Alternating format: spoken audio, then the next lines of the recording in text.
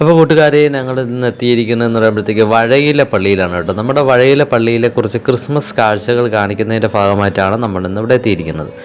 നമ്മൾ പള്ളിയുടെ മുൻവശത്ത് തന്നെ ഉണ്ട് കേട്ടോ. വഴയിലെ പള്ളി എന്ന് പറയുമ്പോൾ വഴയിലെ ജംഗ്ഷൻ കഴിഞ്ഞിട്ട് പേരൂർക്കടവോട്ട് പോകുന്ന വഴിക്ക് വലത് സൈഡ് ഭാഗത്തായിട്ടാണ് ഈ പള്ളി സ്ഥിതി ചെയ്യുന്നത്. സെൻറ്റ് ജൂഡ് ചർച്ചാണ് വഴയിലുള്ള പള്ളി കേട്ടോ. നമ്മുടെ ഒരു യേശുവിൻ്റെ നമ്മുടെ തിരുസ്വരൂപമൊക്കെ മുൻവശത്തുണ്ട്.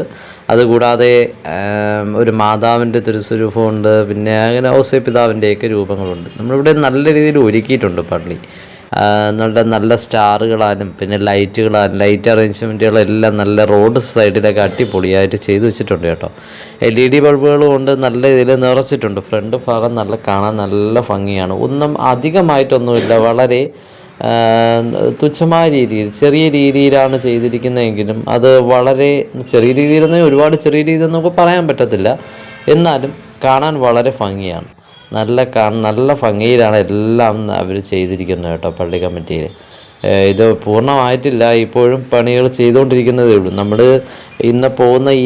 നമ്മൾ ഇന്നലെ പോയ സമയത്തെന്ന് പറയുമ്പോഴത്തേക്ക് അവിടെ ഇതിൻ്റെ പണി പൂർത്തിയായിട്ടില്ല. അവർ ഇപ്പോഴും ചെയ്തുകൊണ്ടിരിക്കുന്നതേ ഉള്ളൂ. പക്ഷേ ഉള്ളതെല്ലാം ഓരോന്ന് ചെയ്യുന്നതെല്ലാം അപ്പോഴപ്പോഴും അവർ ലൈറ്റ് ഇട്ട് തന്നെ നമുക്ക് കാണിക്കുന്നുണ്ട്.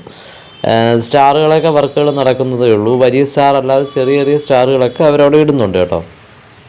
നമ്മളെല്ലാവരും ഉണ്ടായിരുന്നു. ഞാനും അച്ഛനും അമ്മയും പിന്നെ അനിയനും അനിയത്തിയും പിന്നെ നമ്മുടെ ബാവച്ചിക്കുട്ടിയും മീനൂട്ടിയും നമ്മളെല്ലാവരും കൂടെയാണ് പോയത് കേട്ടോ. അപ്പോൾ ഇത് എൻ്റെ മുൻവശത്തായിട്ടിരിക്കുന്ന ഒരു മരത്തിൽ ചെയ്തിരിക്കുന്നതാണ്. എന്ത് ഭംഗിയെന്ന് നോക്കിയാൽ കാണാൻ. അത് വളരെ നല്ല ഐഡിയപരമായിട്ട് നല്ല സൂപ്പറായിട്ട് ചെയ്തിട്ടുണ്ട്. അവിടെയാണല്ലോ കുരിശടി ഇരിക്കുന്നത്. അപ്പോൾ ആ കുരിശടിയിൽ അവിടെ തന്നെയാണ് ആ ലൈറ്റ് അതങ്ങനെ ചെയ്തിരിക്കുന്നുണ്ട്. പിന്നെ അതല്ലാതെ ചെയ്തിരിക്കുന്നതാണ് ഇത് ഗോൾഡൻ കളറിൽ ചെയ്തിരിക്കുന്നത്. നമ്മുടെ സ്റ്റാറും ഗോൾഡൻ കളറാണ് കേട്ടോ. പള്ളിയുടെ മുകൾ ഭാഗത്തായിട്ട് ചെയ്തിരിക്കുന്ന സ്റ്റാറും ഗോൾഡൻ കളറാണ്.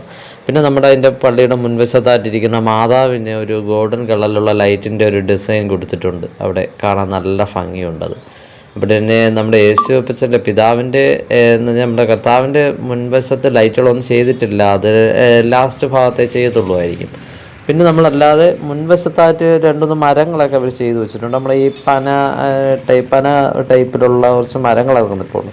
അതിലൊക്കെ അവർ ഒരുപാട് കുറേ ലൈറ്റുകളൊക്കെ ചെയ്തിട്ടുണ്ട്. നല്ല ഡിസൈൻ വർക്കുകളെല്ലാം ചെയ്തു വെച്ചിട്ടുണ്ട് കേട്ടോ.